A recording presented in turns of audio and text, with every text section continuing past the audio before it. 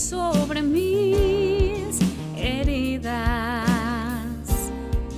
Es el agua en el desierto y el calor en el invierno. Tu palabra es la voz que me habla en la mañana. Es mi consejo cada día y en las pruebas quien me guía. Podré estar perdido como un náufrago en el mar y aún perderlo todo hasta el aliento. Podré estar hambriento como un niño sin hogar, pero yo sé que tu palabra siempre a mí.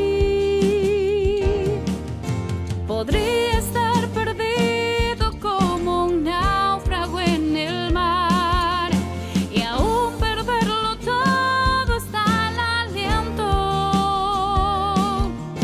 Podría estar hambriento como un niño sin hogar, pero yo sé que tu palabra siempre a mí me sostendrá.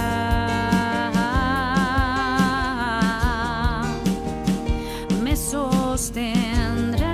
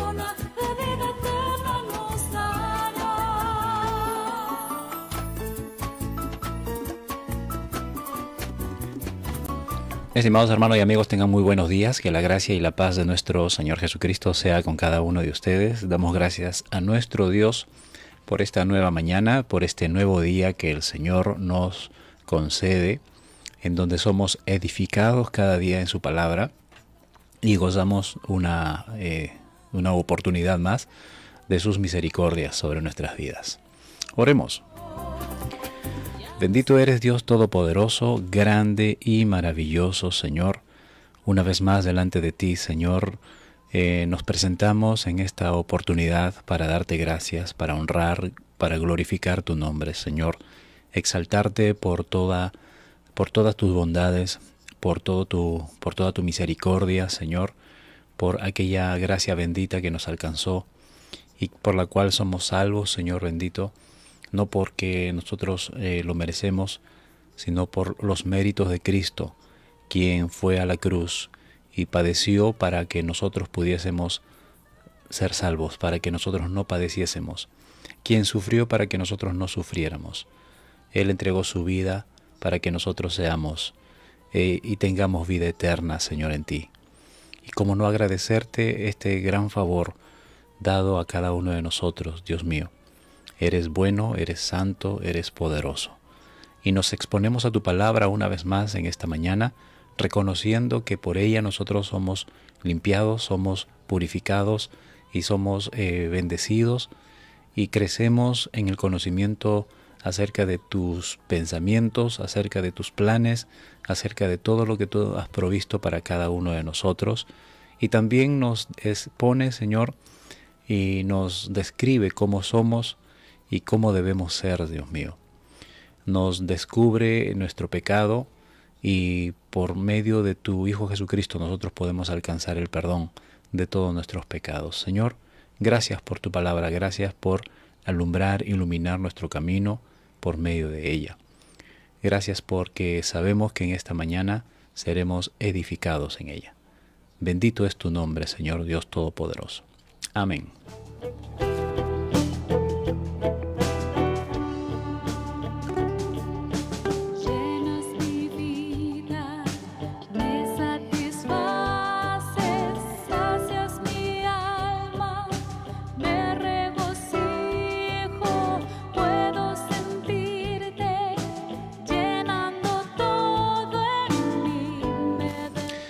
Bien, el día de ayer, estimados hermanos, estuvimos culminando el capítulo 10 de Marcos, del Evangelio de Marcos. En este capítulo pudimos ver y meditar acerca de la enseñanza sobre el divorcio, de cómo los hombres consideran el matrimonio y cuál es la perspectiva y el punto de vista y el por qué Dios instituyó el matrimonio. Es para que dos personas se unan y sean una sola carne y nada los separe y vivan hasta que la muerte los separe. Ese fue el propósito del matrimonio, más no contemplar el divorcio como una opción tan fácil de optar, ¿verdad? De asumir. Luego vimos cómo Jesús bendice a los niños. Vimos que estos niños que fueron traídos al Señor probablemente eran hijos que estaban sufriendo este flagelo del divorcio y en los cuales el Señor tuvo compasión de estos niños y los bendijo. Luego vimos acerca del joven rico, de cómo este hombre estaba aferrado a sus riquezas, a sus posesiones, y que por más que él haya presumido haber cumplido con la ley, pero lo más importante no lo estaba cumpliendo, que era amar a Dios por sobre todas las cosas. Pero este hombre, este joven, amaba las cosas por sobre encima de Dios. Luego Jesús anuncia su muerte por tercera vez, y esta ya es una última vez previa a ingresar a Jerusalén. Y en esta ocasión el Señor les da más detalles de cómo iba a padecer en Jerusalén. Y esto pues todavía daba vueltas en la cabeza de los discípulos y no lo podían aceptar, ya que ellos estaban convencidos, de que Jesús era el Mesías. Sin embargo, no aceptaban que este Mesías haya venido a sufrir, sino que esperaban que este Mesías venga a reinar y a librarlos de la opresión romana. Y en estas circunstancias vemos cómo dos de sus discípulos, Juan y Jacobo, pretendían ocupar un lugar prominente en el reino del Señor, ¿verdad? Y Jesús les dice que no saben lo que están pidiendo y que el que quiere ser mayor entre todos debe ser primero su siervo, el servidor de todos. Luego, finalmente vimos cómo Jesús sana a un ciego, a Bartimeo, y relacionamos esta sanidad o este milagro con el milagro de otro ciego que días antes Jesús había sanado en Betania, ¿no? En este primer ciego, el de Betania, el proceso de sanación de este ciego tuvo dos partes. La primera en donde el ciego ve y ve nublado, y la segunda donde llega a ver totalmente, ¿no? Y comparamos a la situación, ¿no? a la condición de los discípulos, de que les había sido abierta la vista espiritual para que entiendan de que Jesús era el Mesías, cuando el Padre reveló a Pedro que Jesucristo era el Cristo, el Hijo del Dios viviente, ¿verdad? Sin embargo, estaban como el ciego que mira por primera vez, abre los ojos pero ve borroso. En esas condiciones estaban los discípulos. Y la segunda vez, cuando Jesús pone la mano sobre este ciego, ya empieza a ver totalmente, ¿no? Y esto nos indica ese proceso que iban a pasar los discípulos, que primero iban a ver borrosamente quién era el Mesías. Aceptan de que Jesús es el Mesías, pero todavía no entienden, todavía lo ven borroso, en forma borrosa. Ahora, sucede este milagro de Bartimeo y el milagro o la sanación es al instante. Este hombre apenas Jesús en el versículo 51 dice, respondiendo Jesús le dijo, ¿qué quieres que te haga? El ciego le dice, Maestro, quiero recobrar la vista. Y Jesús le dice, vete, tu fe te ha salvado. Y enseguida recobró la vista, ¿no? Inmediatamente recibió su milagro. Entonces, esto nos da a notar de que ahora los discípulos van a llegar a entender, después que todo este proceso, después de todo este proceso que va a pasar Jesús en Jerusalén, va a suceder algo en los discípulos. Cuando Jesús resucita, dice la Escritura, y lo vamos a leer más adelante, que les es abierto el entendimiento de los discípulos. En otras palabras, entendemos de que por fin nacen de nuevo, ¿no? Después de todo, después de tanto tiempo, después de 3 años de discipulado, después de 3 años de haber estado aprendiendo, y hasta que llegue el momento en que ellos nacen de nuevo. Entonces, eso es lo que nosotros meditamos en el capítulo 10 de Marcos. El día de hoy vamos a meditar en el capítulo 11 y vamos a hacer el esfuerzo de poder meditar en todo el capítulo. Si no nos alcanza el tiempo, lo terminaremos el día de mañana.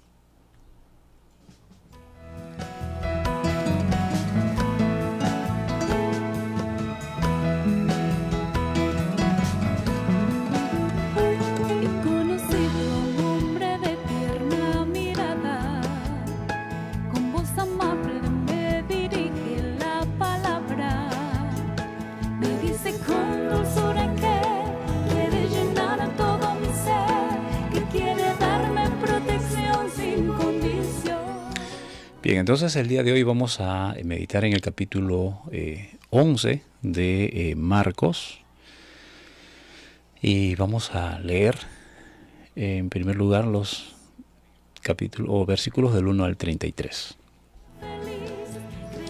Dice la Escritura de la siguiente manera: Entrada triunfal en Jerusalén. Cuando se acercaban a Jerusalén, junto a Betfagé y a Betania, frente al monte de los Olivos, Jesús envió 2 de sus discípulos y les dijo: Id a la aldea que está enfrente de vosotros, y luego que entréis en ella, hallaréis un pollino atado, en el cual ningún hombre ha montado. Desatadlo y traedlo. Y si alguien os dijere: ¿por qué hacéis esto?, decid que el Señor lo necesita y que luego lo devolverá. Luego fueron y hallaron el pollino atado fuera a la puerta en el recodo del camino y lo desataron. Y uno de los que estaban allí les dijeron: ¿qué hacéis desatando el pollino? Ellos entonces dijeron como Jesús había mandado, y los dejaron. Y trajeron el pollino a Jesús y echaron sobre él sus mantos, y él se sentó sobre él. También muchos tendían sus mantos por el camino, y otros cortaban ramas de los árboles y las tendían por el camino. Y los que iban delante y los que venían detrás daban voces diciendo: Hosana, bendito el que viene en el nombre del Señor. Bendito el reino de nuestro padre David que viene. Hosana en las alturas. Y entró en Jerusalén y en el templo, y habiendo mirado alrededor todas las cosas, como ya anochecía, se fue a Betania con los 12. Maldición de la higuera estéril. Al día siguiente, cuando salieron de Betania, tuvo hambre, y viendo de lejos una higuera que tenía hojas, fue a ver si tal vez hallaba en ella algo. Pero cuando llegó a ella, nada halló sino hojas, pues no era tiempo de higos. Entonces Jesús dijo a la higuera: nunca jamás coma nadie fruto de ti. Y lo oyeron sus discípulos. Purificación del templo. Vinieron pues a Jerusalén, y entrando Jesús en el templo, comenzó a echar fuera a todos los que vendían y compraban en el templo, y volcó las mesas de los cambistas y las sillas de los que vendían palomas. Y no consentía que nadie atravesase el templo llevando utensilio alguno.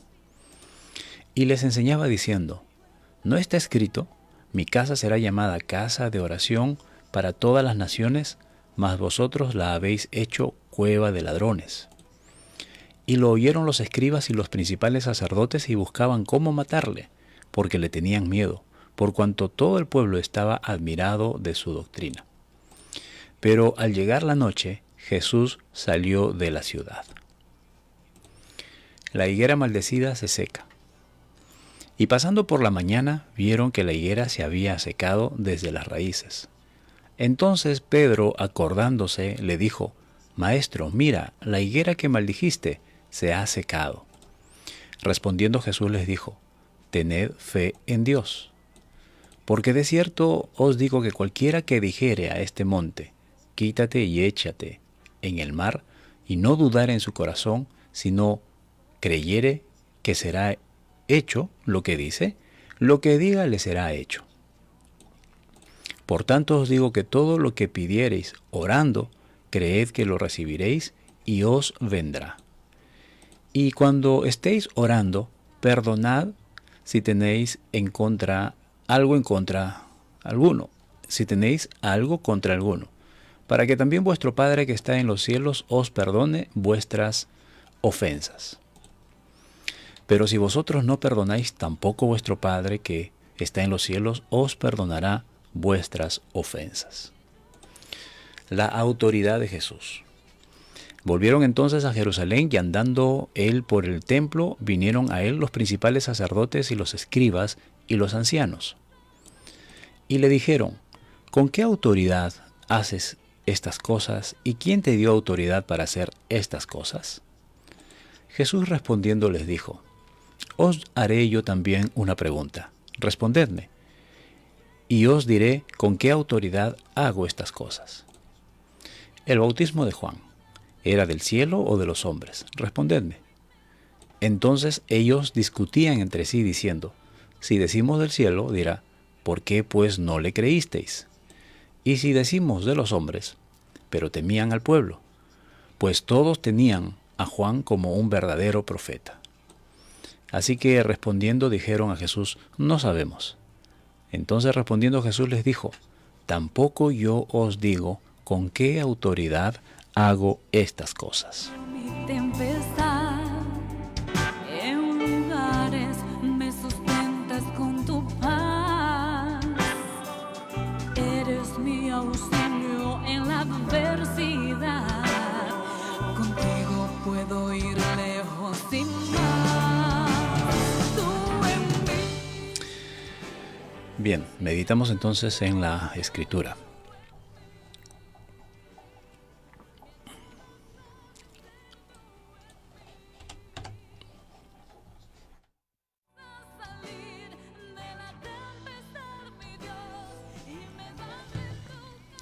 La entrada triunfal en Jerusalén. Bien, llegó el día en donde Jesús llega a Jerusalén. Recuerden que había estado todavía a los alrededores, y en esas zonas alrededor de Jerusalén es donde previamente Jesús ya les da la tercera advertencia a sus discípulos de lo que le iba a acontecer en Jerusalén. Sin embargo, los discípulos pues trataron de impedirlo, porque ellos tenían, aunque ya habían sido convencidos de parte de Dios de que Él era el Mesías, sin embargo todavía no les cabía en la cabeza de que tendría que ir a padecer a Jerusalén. Si se supone que es el Mesías, entonces tiene que ir a Jerusalén, pero para que tome el reinado, para que tome el poder, para que asuma la potestad de poder librar a Israel de la opresión romana en ese momento, ¿no? Entonces, si los discípulos ya estaban convencidos que él era el Mesías y quienes lo oprimían en ese tiempo eran los romanos, entonces los discípulos estaban pensando de que Jesús tendría que librarlo de ellos. Sin embargo, Jesús hasta en 3 oportunidades les dice: yo no voy a sacar al imperio romano de aquí. Al contrario, ellos me van a matar. Ellos me van a apresar, me van a sentenciar y me van a crucificar.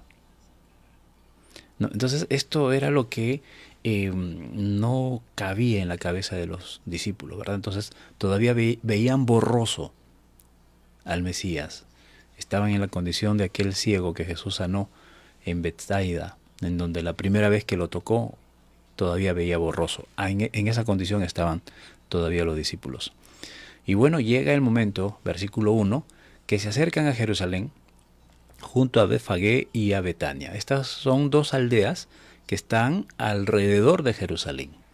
Y vamos a ver en el transcurso de estos próximos capítulos de que Jesús ingresa a Jerusalén, pero llegada la noche sale de Jerusalén y no se queda en Jerusalén, se va a Betsaida. Y bueno, en Betsaida pues hay una familia que son muy amigos, la familia de Lázaro y sus hermanas. Es allí donde siempre Jesús se quedaba, ¿no? En Betsaida. Y esto estaba al frente de Jerusalén. Al frente de Jerusalén también estaba el Monte de los Olivos. El Monte de los Olivos pues era un lugar también preferido de Jesús por muchas razones, y una de ellas, menciona un comentarista, de que este monte era más alto que el monte Sión, el monte donde estaba el templo. Entonces, desde este monte se podía ver, tenía una vista extraordinaria de Jerusalén y el templo se podía ver, y bueno, en la actualidad ese monte está frente a Jerusalén, y de allí pues es donde vemos las famosas tomas de Jerusalén y el templo y la cúpula dorada, ¿no? Que hoy día está donde estaría el templo, ¿no? de Jerusalén. Entonces esas tomas esas fotografías son tomadas desde este monte, desde el Monte de los Olivos. Bueno, se llama de los Olivos porque en ese tiempo estaba cubierta de olivos, era un bosque de olivos. Hoy en la actualidad, bueno, según referencias, ya no hay olivos porque fueron depredadas en esos tiempos por los romanos. Bueno, estaban allí en el Monte de los Olivos y envía a 2 discípulos y le dice que vayan a la aldea de enfrente, ¿no? A una de estas 2 aldeas. Y luego que entréis en ella hallaréis un pollino atado, el cual ningún hombre ha montado, y desatadlo y traedlo. Bueno, este es el cumplimiento de las profecías, ¿no? Tanto de Zacarías fue el que profetizó de que entraría Jesús sentado sobre un monte, sobre un pollino, hijo de asna, ¿no? Y aquí hay un detalle que Jesús les advierte: cuando ustedes desaten ese pollino, alguien les va a preguntar, ¿por qué lo desatan? ¿A dónde lo llevan? Y ustedes simplemente digan, el Señor lo necesita y luego lo va a devolver, ¿no? Esto lo analizamos un poquito cuando leímos en Mateo, cuál sería la reacción, el por qué reaccionó así el dueño del pollino. Bueno, era una reacción natural porque 2 desconocidos vienen, desatan su pollino y se lo llevan, pretenden llevárselo. Él tiene que preguntar a dónde se lo llevan, y ellos simplemente le dicen, el maestro lo necesita. Y bueno, llegamos a la conclusión de que Dios no va a actuar de esa manera paralelamente, unilateralmente, en el sentido de que va a decir, anda, cojan algo y llévenselo, y así les pregunten, simplemente se lo llevan, ¿no? No va a hacer eso el Señor.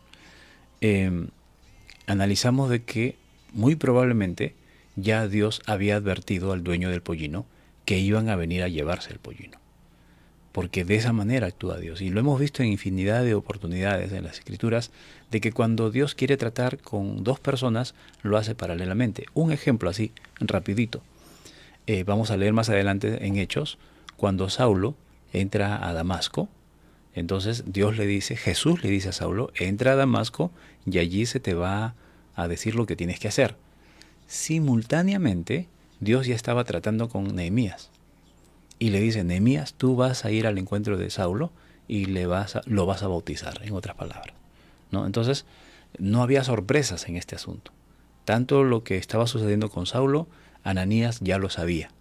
Entonces, de esa manera siempre Dios va a actuar. En este caso, pues no hay una actitud unilateral de parte de Cristo de decir, ¿saben qué? Cojan el pollino y traen nada más. No, sino que ya Dios, por el Espíritu Santo, es muy seguro y es muy probable que haya tratado con el dueño del pollino, diciéndole, tal vez van a venir a llevar el pollino, deja que se lo lleven porque lo necesito para que Jesucristo ingrese a Jerusalén. De tal modo que cuando el dueño del pollino ve que están desatando al pollino y se lo están llevando, él simplemente pregunta para confirmar si realmente ellos son los que tenían que venir a llevar el pollino. ¿Por qué se llevan el pollino? El maestro lo necesita. Ah, ya, está bien, sí, ya lo sé. A mí también el Señor me lo dijo. Llévenlo, ¿no? Entonces, esto es algo importante que entender, porque no podemos tomar a la ligera esto, de decir, porque así cualquiera, hermanos, y esto también lo referimos cuando analizamos en Mateo este versículo, cualquiera puede decir, el Señor me dijo, dame tu carro. ¿Y porque quién lo dijo? El profeta tal, el apóstol tal, el pastor tal. Y porque son profetas, porque son apóstoles, o porque son, según ellos, ¿no? O pastores, ¿tengo que dárselo? No. Si Dios le ha dicho eso a ellos, pues a mí también tiene que decírmelo, ¿verdad? Tiene que confirmármelo. No puedo ser tan ingenuo, hermanos. No caigamos en esa trampa que hoy en día, en estos últimos años, estas últimas décadas, muchos hombres se han levantado. El Señor me ha dicho, tienes que darme tu casa. El Señor me ha dicho, tienes que darme tu tanto, ¿no? Y muchos ingenuos, y me incluyo, hermanos, hemos caído en esa trampa por el desconocimiento de la palabra. Así es que tengamos cuidado con aquellos que dicen, el Señor me dijo, dame esto. Bueno, el Señor le tiene que decir a todos, nos lo tiene que decir a todos. Versículo 4, hallaron el pollino atado fuera de la puerta, en el recodo del camino, lo desataron, y uno de los que estaban allí le dijeron, ¿qué hacéis desatando el pollino? Ellos le dijeron, el Señor lo ha mandado, y entonces lo dejaron que se lo lleve. Trajeron el pollino a Jesús y pusieron sus mantos sobre el pollino, Jesús se sentó sobre él, muchos tendían sus mantos en el camino, cortaban ramas, estas ramas eran palmas de olivo probablemente, ¿no? Estaban al frente de Jerusalén. Entonces, esto era también una costumbre nacional. Cuando un rey ingresaba a la ciudad, tendían ramas para que pasen por encima. Entonces, la gente aquí estaba entendiendo que Jesús estaba ingresando a Jerusalén como rey. Y ahora aquí estamos viendo algo distinto en el carácter de Cristo. O sea, no que haya cambiado, sino que ahora Él estaba permitiendo que se le proclame rey. Lo que estaba evitando tiempo atrás, 2 años atrás, desde hacía 2 años atrás, porque desde la primera vez que Jesús hizo un milagro, la gente ya quería proclamar el Mesías. Pero Jesús, ¿qué les decía? No lo digan a nadie. Es que no era el tiempo. Ahora sí llegó el tiempo en que Jesús va a dejar que todo el mundo lo proclame como rey. Pues esa es la intención de Jesús, ingresar a Jerusalén como rey, ¿no? Entonces, empiezan a tender sus mantos en el camino, cortan ramas, lo ponen en el camino, y todo el mundo comenzaba a gritar, ¡Hosana! Bendito el que viene en el nombre del Señor. Ya hemos analizado también de que esta palabra Hosana significa sálvanos, Señor.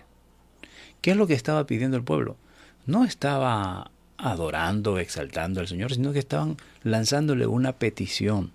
Señor, sálvanos. ¿De quiénes? De estos romanos.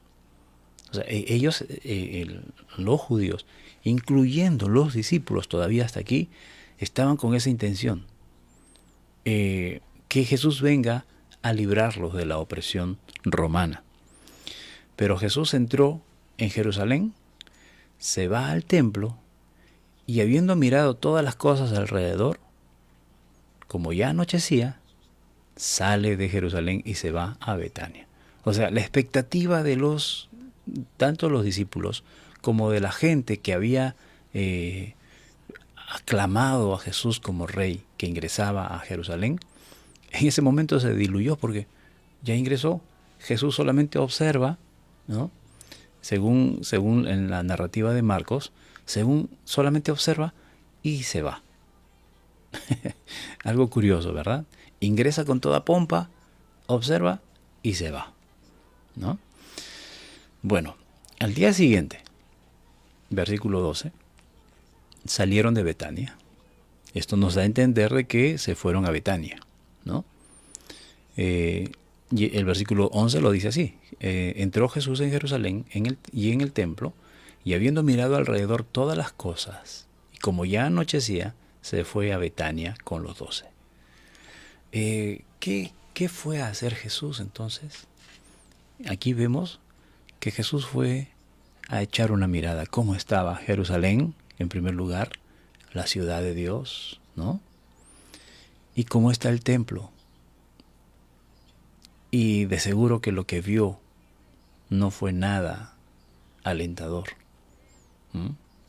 ¿Era una sorpresa para Jesús? No, sino que Él fue simplemente a mostrar su autoridad inspeccionando el lugar.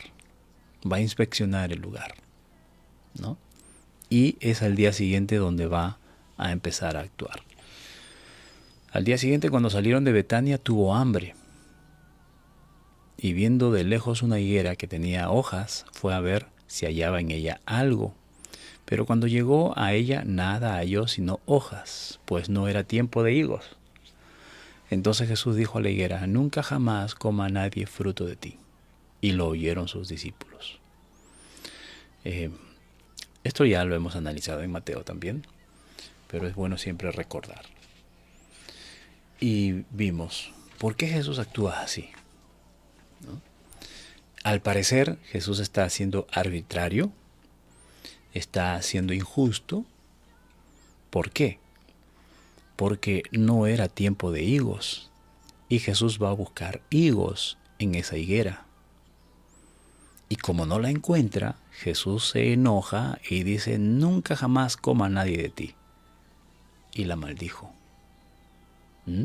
¿Por qué Jesús va a hacer eso con una pobre higuera que está en el camino? Pobre higuera que da hojas, ¿no? Pero no da fruto.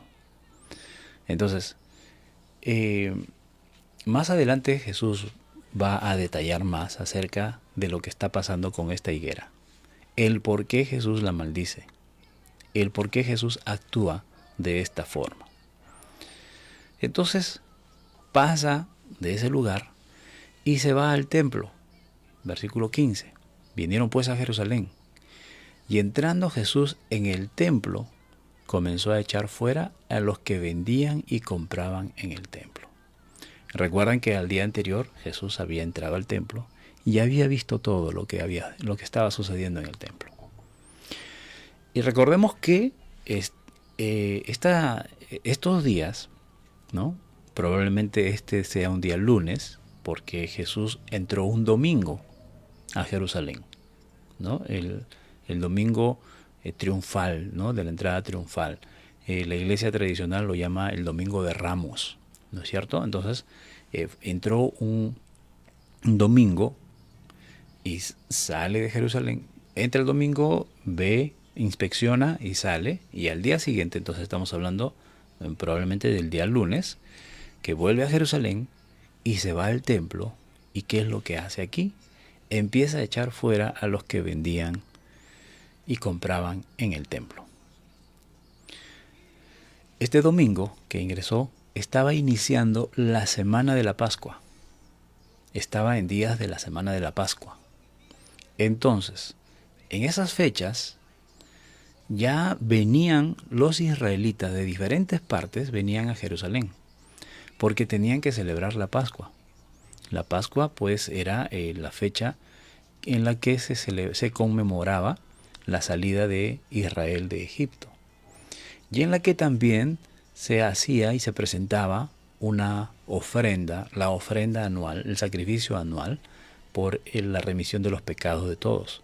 Entonces, este era la fiesta de la Pascua.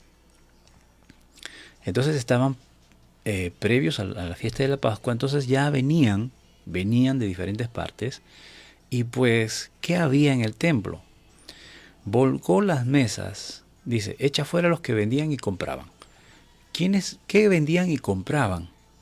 Bueno, recordamos que al templo venían a ofrecer sacrificios, y cada familia tenía que traer o un becerro, o tenían que traer o un buey, o una oveja, o una paloma, o harina, de acuerdo a las condiciones económicas de cada familia, ¿no? Entonces deberían traer animales para sacrificar en el templo. Pero de las personas que venían de lejos, se les hacía tan difícil trasladar los animales, de tal modo de que se había fijado una oferta. Ya no es necesario que traigan animales, solamente traigan dinero, porque aquí nosotros tenemos los animales. Compren sus animales y eso es lo que pueden sacrificar. Bueno, de alguna manera les facilitaron el trasladar, el venir desde lejos trayendo animales, ¿verdad? Entonces ya ellos, los que venían de lejos, encontraban los animales allí en el templo, los compraban para sacrificar. ¿Ok? Entonces eso era lo que era el comercio que había allí. Compraban y vendían. Pero también dice, volcó la mesa de los cambistas. ¿Qué cambiaban los cambistas? Bueno, los que venían de lejos, y generalmente las monedas que usaban tenían la inscripción o tenían la figura de César. ¿Se acuerdan cuando Jesús le dijeron, denme una moneda?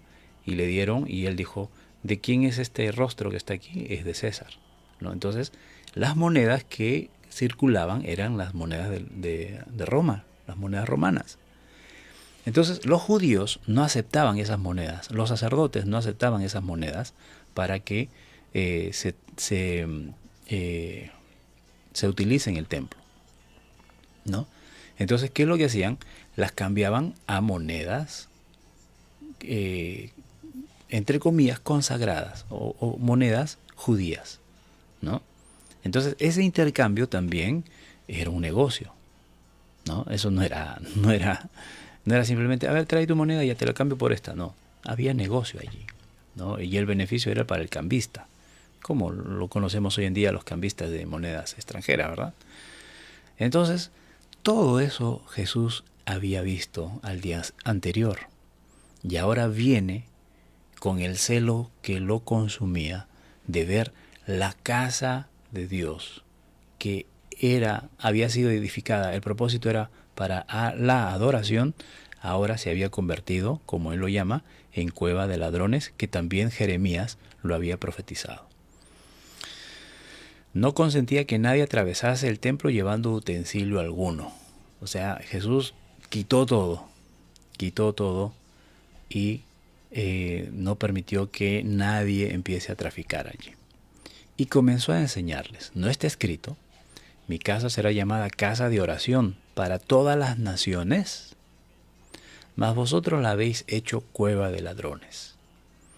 Y lo oyeron los escribas y los principales sacerdotes y buscaban cómo matarle porque le tenían miedo, por cuanto todo el pueblo estaba admirado de su doctrina. Pero al llegar la noche Jesús salió de la ciudad. ¿Qué es lo que hizo Jesús aquí? En realidad, bueno, el título que vemos aquí en el texto es la purificación del templo.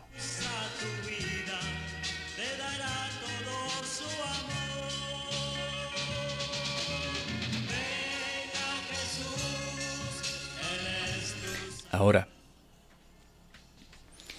¿qué relación tiene esto que está sucediendo aquí en el templo con la higuera que Jesús maldijo antes de ingresar a Jerusalén? Y que nuevamente al día siguiente se va a topar con esta misma higuera. y lo leemos. Jesús salió, miren, llegó la noche, salió de Jerusalén y se va nuevamente a Betsaida, ¿verdad? Al día siguiente, esto es probablemente un día martes, vieron que la higuera se había secado desde las raíces. Entonces Pedro, acordándose, le dijo: Maestro, mira, la higuera que maldijiste se ha secado. Y respondiendo Jesús les dijo: tened fe. Antes de ingresar a este versículo 22, la higuera se secó. ¿Qué tiene que ver la higuera con el templo? Bueno,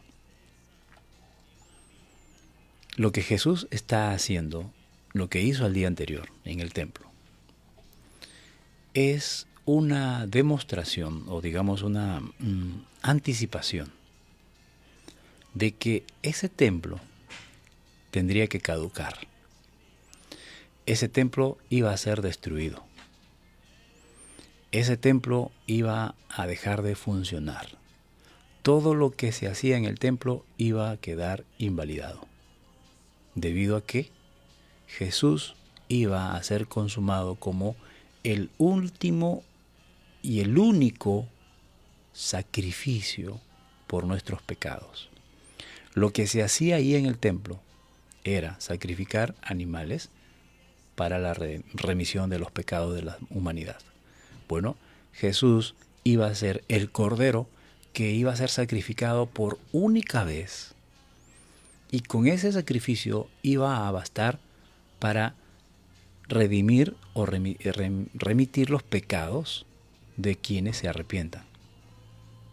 Entonces, el templo ya no iba a funcionar como lo estaba haciendo hasta ese momento. Y sucedió así. Más adelante, este templo fue destruido y ya no más este templo iba a cumplir la misma función que la cumplía antes del Señor Jesucristo. Entonces, Jesús compara esta higuera con el templo. ¿Por qué? Porque era una higuera mentirosa, una higuera falsa. Daba hojas, pero no daba fruto. O sea, era infructuoso todo lo que se hacía ahí en el templo. No era completo. Jesucristo era lo que iba a completar la remisión de nuestros pecados. Es por eso que cuando al día siguiente pasan por la higuera, Pedro le dice: Señor, mira, la higuera se secó. Ese templo iba a ser secado, iba a ser destruido. Y Jesús les dice: miren, esta higuera ya está seca. Pero ustedes deben tener fe. O sea, el templo ya iba a ser destruido. Ya no iba a ser necesario ese templo para que tengan fe, para que ejerzan una comunión con el Señor. ¿Por qué? Porque ahora nosotros lo podemos tener en Jesucristo. Y les dice: tened fe. De hoy en adelante lo que ustedes deben tener es fe. Porque de cierto os digo que cualquiera que dijere a este monte: quítate y échate en el mar, y no dudar en su corazón, sino creyere que será hecho lo que dice, lo que diga le será hecho. Entonces, aquí Jesús está enfatizando que ya no es necesario venir al templo para venir a remitir los pecados. Ya no es necesario venir al templo para adorar. Estoy hablando del templo de Jerusalén, ¿ok? A ese templo para adorar al Señor. Solamente basta que tengas fe en el lugar donde estás. Tener fe. Y sigue diciendo: por tanto os digo que todo lo que pidiereis orando, creed que lo recibiréis y os vendrá. Entonces, ya no necesitas venir a este templo, porque ahora tú puedes orar en cualquier lugar donde tú estás. Repito, no estoy hablando del templo de Jerusalén, ¿ok? Porque no vaya a ser que alguien me interprete y me diga: el hermano Félix está diciendo que ya no es necesario que vayamos al templo, podemos orar en nuestras casas. No, estoy hablando de otra cosa, ¿verdad? Estoy hablando de este templo, el templo de Jerusalén. Ya no es necesario que vengan aquí para orar. Ustedes ya pueden orar en cualquier lugar. Y todo lo que pidiereis orando, creéis que lo recibiréis y os vendrá. Y cuando estéis orando, una tercera cosa, perdonad.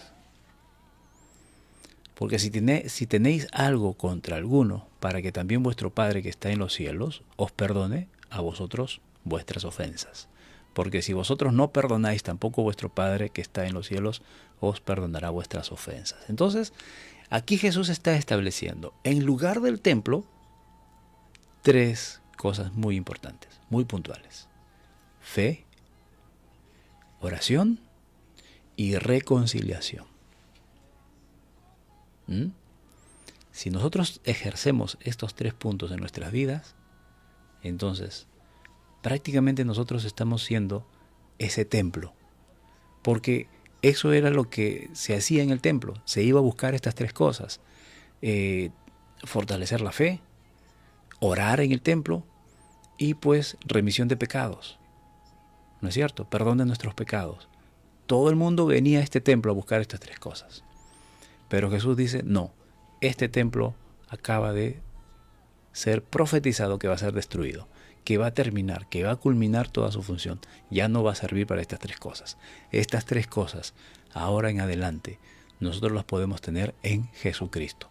Y a donde vayamos, en Jesucristo nosotros podemos tener la fe, en Jesucristo nosotros podemos orar y en Jesucristo nosotros podemos hallar el perdón de nuestros pecados. Entonces, la higuera queda maldecida, queda seca, ya es infructuosa, ya no va a dar fruto, nunca la dio y ya no va a servir. Eso es lo que el Señor Jesucristo nos está enseñando con esta higuera maldecida. Y luego volvieron entonces a Jerusalén. Terminó esto en el segundo día, según la cronología que nos está planteando Marcos. Digo esto ¿por qué? Porque Mateo plantea otro tipo de cronología, ¿verdad? O sea, Mateo, al parecer aquí, Marcos es un poco más explícito en la cronología. Mateo nos ha narrado historias, ¿no? Historias relativas. Aquí Marcos está haciendo cronológicamente, nos está dando estas historias cronológicamente. Vuelven a Jerusalén. Esto ya es el tercer día. Entonces vuelven a Jerusalén y andando él por el templo, vinieron a él los principales sacerdotes, los escribas y los ancianos, y le dijeron, ¿con qué autoridad haces estas cosas? ¿Y quién te dio autoridad para hacer todas estas cosas? O sea, ya los escribas, los principales sacerdotes, sí, los escribas y los ancianos, estaban como que hilando las cosas. Este ha venido a decir que el templo ya no va a servir. Y es más, Jesús había dicho, aquí no lo dice Marcos, lo hemos leído en Mateo, que el templo iba a ser destruido. Así, literalmente. ¿No? Cuando sus discípulos le dicen, Señor, mira este templo, mira estos edificios. Y eso lo encontramos en Mateo 24. Y Jesús le dice, ven estas cosas, os digo que no quedará piedra sobre piedra que no sea derribada de este templo. Entonces los ancianos, escuchando esto, se escandalizaron. ¿Cómo es posible que Jesús diga eso, de el templo? Es que para los judíos, ¿no?, el templo era lo más consagrado. Lo que los israelitas veían en el arca del pacto como, digamos así, la forma como tener ellos la presencia de Dios de manera palpable, de manera visible a través del arca, para los judíos era el templo. Y alguien que venga a decir este templo va a ser destruido, pues les estaba tocando la vaca sagrada, ¿no? Les estaba moliendo el becerro de oro. El templo se había constituido no en el medio por el cual podemos acercarnos a Dios, sino que se había constituido en Él. Dios. ¿Mm? Entonces, y que venga alguien a decir este templo va a ser destruido, lógicamente esto les iba a lastimar tremendamente, ¿no? Entonces vienen a reclamarle. ¿Con qué autoridad tú dices estas cosas? ¿Con qué autoridad tú, así como la higuera, vienes a decirnos que este templo ya no va a funcionar, que va a quedar caduco, que ya no se va a ejercer todo lo que nosotros venimos a ejercer? Y es más, vienes a botar a toda la gente, a tirar las mesas. ¿Con qué autoridad? ¿Quién te ha dado esa autoridad? ¿No? Ahora, esta pregunta pues es una pregunta, pues digamos así, no es la primera vez que le hacen este tipo de preguntas a Jesús, ¿no? Y Jesús les va a responder y les dice, yo les quiero hacer una pregunta. Les voy a responder con una pregunta. Y si ustedes me la responden, yo también les voy a responder con qué autoridad digo o hago todas estas cosas. Entonces Jesús les dice, ¿el bautismo de Juan era del cielo o de los hombres? Respondedme.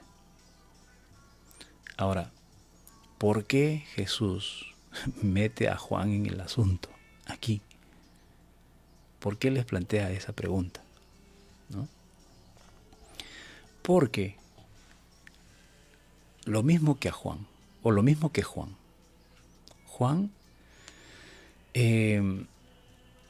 predicaba el arrepentimiento, mucha gente se arrepentía, pero venían esta misma gente, los ancianos, los fariseos, los escribas, y ellos simulaban que se arrepentían. Sin embargo, Juan les decía, ustedes son una sarta de hipócritas. ¿Quién les ha dicho que van a escapar de la ira de Dios? Ustedes aquí están, como todo el mundo se bautiza para arrepentimiento, entonces si ellos no se bautizaban, entonces el pueblo los iba a tomar como que nunca se habían arrepentido. Entonces ellos lo hacían solamente para aparentar, ¿verdad?, que se arrepentían. Y venían a Juan y se bautizaban. Pero Juan les decía, ¿que vienen acá a bautizarse en esas condiciones? ¿No? O sea, mostrando hipocresía. ¿Qué hacían los fariseos, los escribas, cuando acusaban a Jesús por el día sábado? Que muchas veces Jesús sanaba en sábado, hacía favores en día sábado. Ellos le reclamaban a Jesús y le decían, no es lícito que tú hagas esto en día sábado. Pero sin embargo ellos sí tramaban matar a Jesús en día sábado. Eso sí les era lícito. La hipocresía. La hipocresía. Entonces, así como eran hipócritas con Juan, estaban siendo hipócritas con Jesús. Entonces, Jesús les hace recordar cómo trataron a Juan. Muy bien, díganme, Juan el Bautista, ¿había sido enviado por el cielo o por los hombres? Les puso una encrucijada a los fariseos. Y ellos se van aparte y empiezan a discutir entre sí y dicen, mira, si decimos que ha venido del cielo, Él nos va a decir, entonces, ¿por qué no le has creído? Ellos sabían lo que estaba pasando allí. Pero si decimos que es de los hombres, el pueblo se nos va a ir encima. O sea, los pone entre la espada y la pared. En otras palabras, ellos tampoco tenían, bueno, tampoco no, porque si digo tampoco es que Jesús no la tenía. Jesús la tenía, Jesús tenía toda la autoridad. Con estas palabras, estos hombres se daban cuenta que no tenían ninguna autoridad para reclamarle a Jesús. Entonces ellos se ven perdidos y dicen, ¿saben qué? No te vamos a responder. No te vamos a responder. Entonces Jesús les dice, entonces tampoco voy a perder el tiempo con ustedes respondiéndole a su pregunta. Dijeron, versículo 33, así que respondiendo dijeron a Jesús, no sabemos. Jesús les dijo, tampoco yo les voy a decir con qué autoridad hago estas cosas. No voy a perder el tiempo con ustedes. Miren cómo Jesucristo viene mostrándose ya. Permite que sea proclamado como rey. Él ingresa triunfalmente a Jerusalén. Sin embargo, lo que encuentra en Jerusalén es algo desolador. Y bueno, era de esperarse porque sabemos la condición en la que estaba Jerusalén en esos tiempos, con los líderes, con los sacerdotes, con los pastores de Israel, que ellos deberían estar pastoreando el pueblo, pero no, ellos solamente se estaban beneficiando ellos mismos. Por eso que cuando Jesús en una ocasión miró a Jerusalén y empezó a llorar, ¿no? Y decía Jerusalén, son como ovejas que no tienen pastor. En una ocasión anterior vimos que previo a dar de comer a las multitudes, él veía a las multitudes y tenía compasión de ellas porque eran como ovejas que no tenían pastor. Estaban abandonadas. Bueno, pero lamentablemente, y eso provocó que la condición de esta ciudad, de este pueblo, de esta gente, sea una condición pues totalmente alejada de Dios. Bueno, Jesucristo quiere entrar al Jerusalén de tu corazón.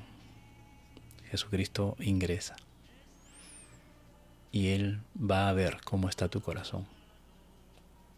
Y Él quiere purificar tu corazón. Él quiere limpiar nuestro corazón, quiere limpiar nuestras vidas. Estamos en un mes en donde la gente se vuelve sensible, entre comillas, ¿no? Porque nos estamos acercando a una fecha en donde se recuerda el nacimiento de Jesucristo.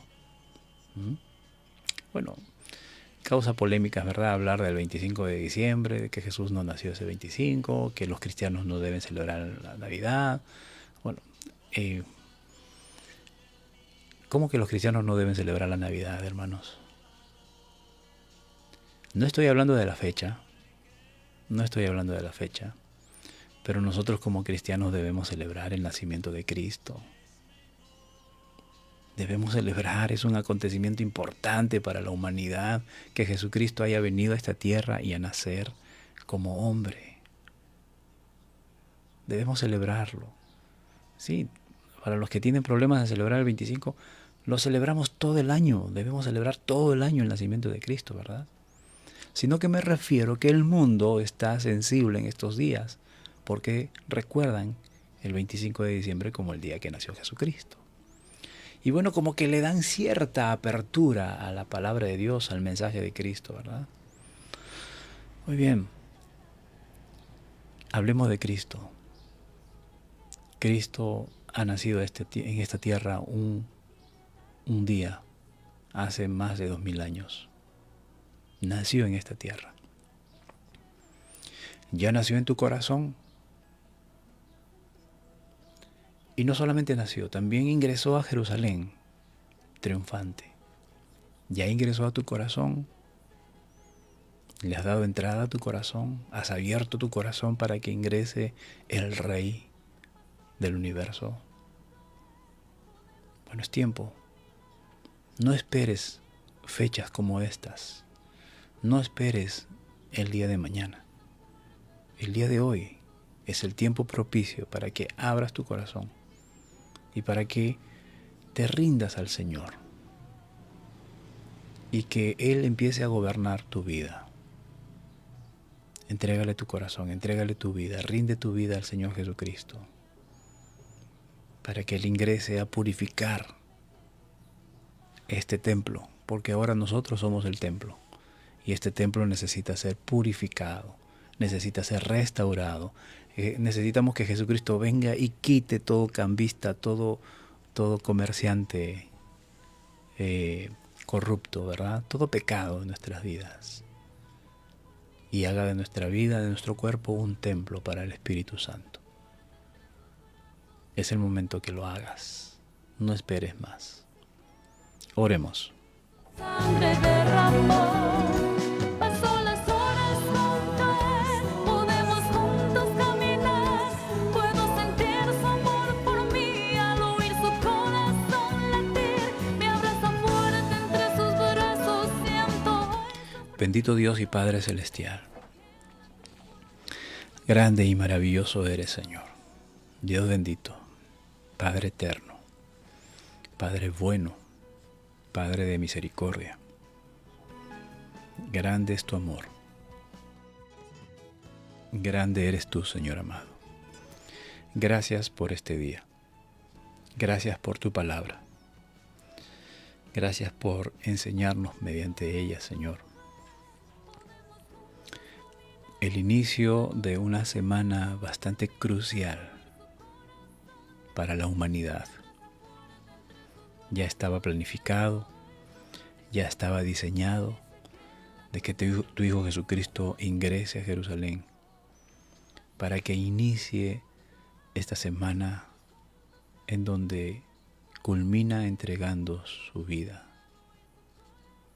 y luego resucitando para darnos vida a cada uno de nosotros, Señor. Oh Padre amado, gracias. Gracias por la vida eterna. Gracias por la salvación concedida y la cual la hemos recibido sin merecerla. Del mismo modo, Señor, hay muchos que todavía no han entregado sus corazones a ti, no han rendido sus corazones a ti. Hay muchos que todavía no se han hecho templo para tu Espíritu Santo. Padre mío, en tu compasión y en tu misericordia, sé que quieres obrar y hacerlo en cada una de las personas a quienes necesitan arrepentirse, Señor. Obra en el corazón de cada uno de aquellos que todavía no han entregado sus vidas a ti, Señor.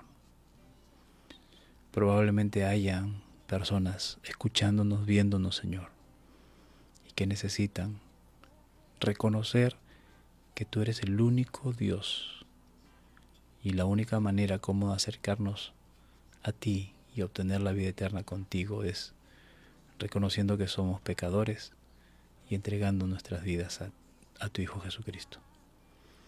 Señor, obra en el corazón de quienes necesitan ser salvos, quienes necesitan alcanzar tu misericordia, Señor. Obra en sus vidas, Dios amado. Y gracias, Padre Santo, por tu palabra en esta mañana. Padre mío, también te rogamos, Señor, por nuestros hermanos que están pasando por el valle de sombras, por nuestros hermanos que están atravesando, Señor, el desierto de pruebas. Y Dios mío, reconocemos, Señor, que tú tienes el poder por sobre todas las cosas. Y así como enseñaste a tus discípulos que podemos orar con fe, que podemos orar, Señor, confiando en tu palabra, en tus promesas, confiando en lo que tú has determinado. Señor, puedas obrar en la vida de cada uno de mis hermanos que están pasando estas dificultades, estas pruebas. Señor, hay hermanos, hay hijos tuyos quienes están viendo a sus hijos hospitalizados y tal vez, Señor, con diagnósticos reservados. Pero Dios, tú tienes el control de todo. Padre, fortalece la fe de aquel padre, de aquella madre que está observando a sus hijos en una camilla de hospital. Fortalece la fe de tus hijos quienes están pasando, Señor, momentos difíciles de salud o momentos difíciles en su trabajo o en su familia, Señor. Padre amado, ten misericordia y obra conforme a tu bondad, Señor, en la vida de cada uno de mis hermanos. Y fortalece la fe, afirma su fe, Señor, que no desmayen en la fe. Por el contrario, Señor, ellos sigan siendo fortalecidos cada día, Señor amado. Estos procesos son necesarios en nuestras vidas, necesarios para que podamos crecer, Señor. Grande es tu fidelidad, grande es tu misericordia, Dios Todopoderoso. Santo eres, Señor. Confiamos que tú completarás la obra en tus hijos. Padre amado, te rogamos por nuestros pastores. Cada día, Señor, clamamos y te pedimos por ellos. Que puedas guardarlos, protegerlos de todo embate del enemigo, Señor, de todo dardo del enemigo. Señor, dale sabiduría y fortalece, Señor, su salud. Renueva sus fuerzas, Padre mío, para que continúen sirviéndote con todo denuedo, Señor amado, con todo deseo de cumplir con el llamado con el cual el cual recibieron, Señor, de parte tuya. Bendice a cada uno de nuestros pastores, a cada uno de los pastores de mis hermanos que cada día nos unimos en oración en este tiempo de estudio de tu palabra, Señor. Ten misericordia de nuestros pastores, Señor, y llénalos de ti. Te pedimos también por nuestras autoridades, Dios amado, desde nuestro presidente hasta nuestros alcaldes, Señor, necesitan de ti. Ten misericordia, Dios amado. Que tu Espíritu Santo obre en sus corazones, obre en sus vidas, Señor. Llénalos de tu favor y tu misericordia, para que puedan alcanzar, Señor, gracia delante de ti, y a la vez también puedan obtener sabiduría para que sepan gobernar, para que sepan cumplir con sus responsabilidades, Señor. Gracias, Padre amado, por cada uno de mis hermanos también que se unen cada día y que desde temprano, Señor, están a la expectativa de poder estudiar juntos tu palabra, Señor. Sea tu nombre engrandecido. Sea tu nombre engrandecido, Señor.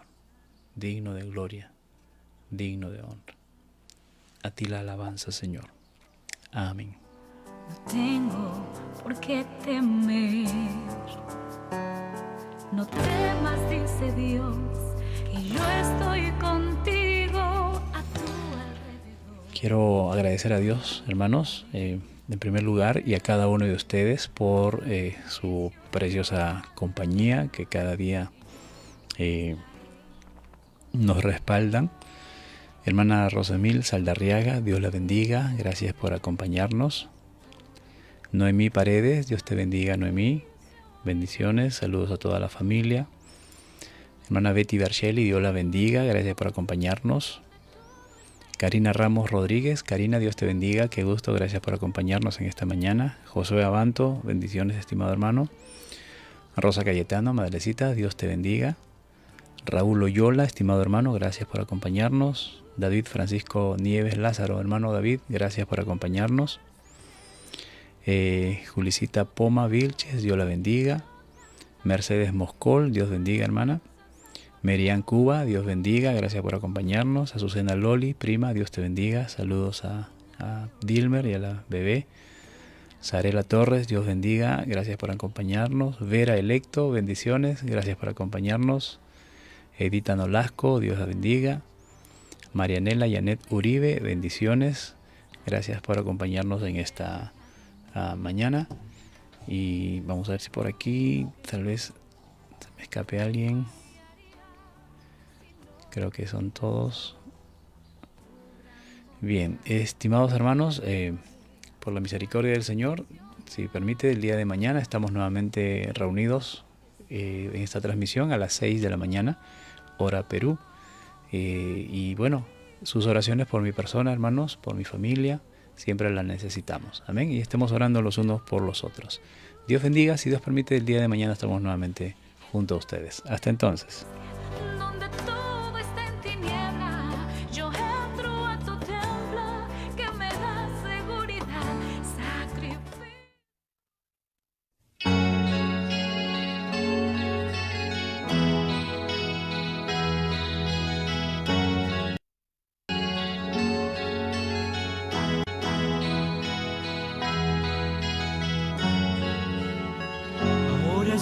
feliz, soy feliz. Ahora pienso en ti, pienso en ti.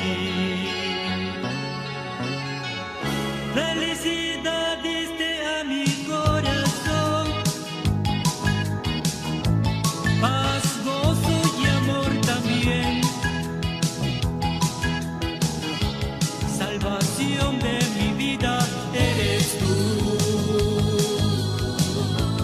Despertar a una alegría amanecer. Nunca, nunca, nunca te podré olvidar, oh Dios. Nunca, nunca, no me apartaré de ti, Señor. Nunca, nunca, nunca te podré olvidar, oh Dios. Nunca, nunca, no me apartaré de ti.